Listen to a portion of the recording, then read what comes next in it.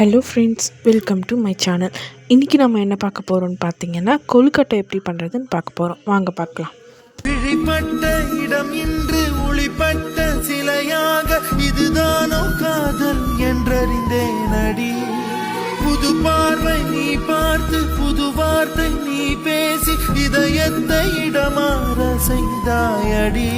மெல்லிடை கொண்டு நடைகள் போடும் அழகான பெண்ணே, முப்படை கொண்டு என்னை சுற்றி வளைத்தாயடி.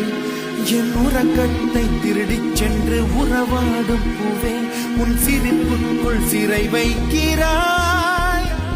அட கொஞ்சம் கொஞ்சமாய் என்னை வாட்டினாய், கொஞ்சம் கொஞ்சமாய் என்னை மாற்றினாய், இதயத்தின் மறுபக்கம் நீ காட்டினாய்.